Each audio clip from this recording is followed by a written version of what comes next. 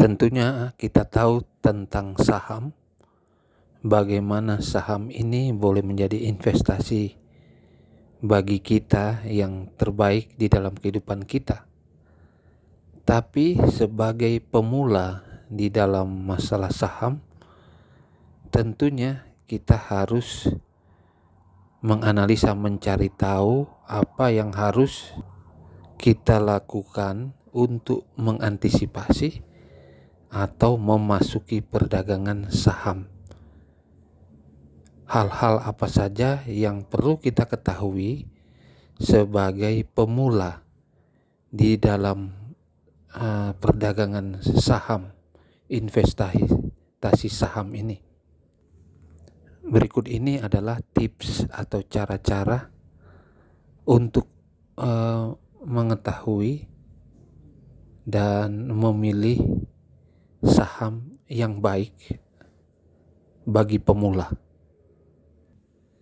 Yang pertama yang harus kita lakukan adalah kita harus tahu dasar-dasar yang berhubungan dengan investasi saham.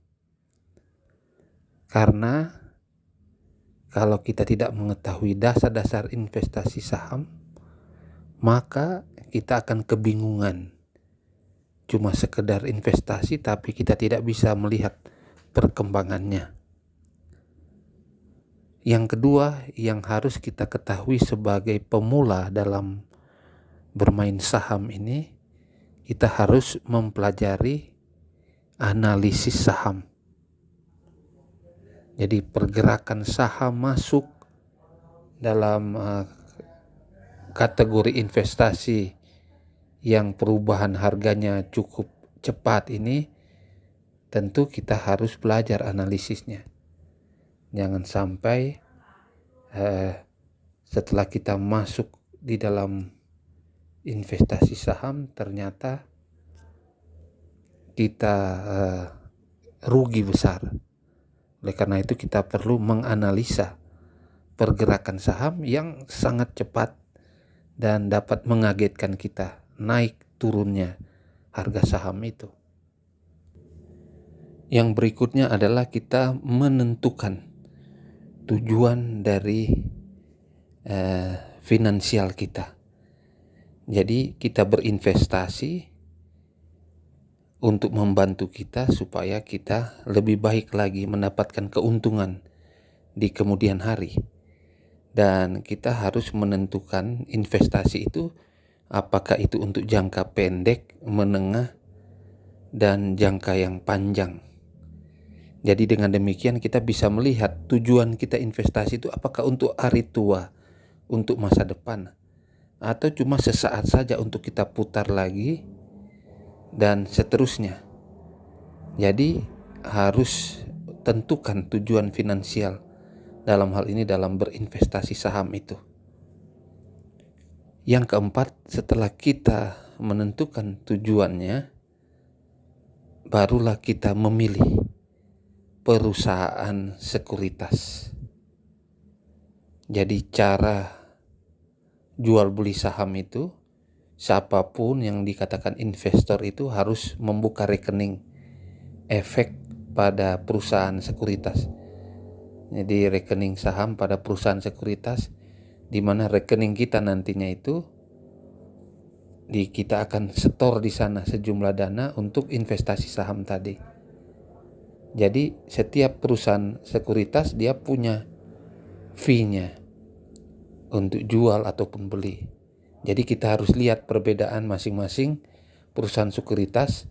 Semakin kecil biaya yang dikeluarkan semakin baik. Tetapi itulah faktor selanjutnya yang perlu kita ketahui. Memilih perusahaan sekuritas dengan tepat dan dengan biaya yang sangat rendah, lebih kecil.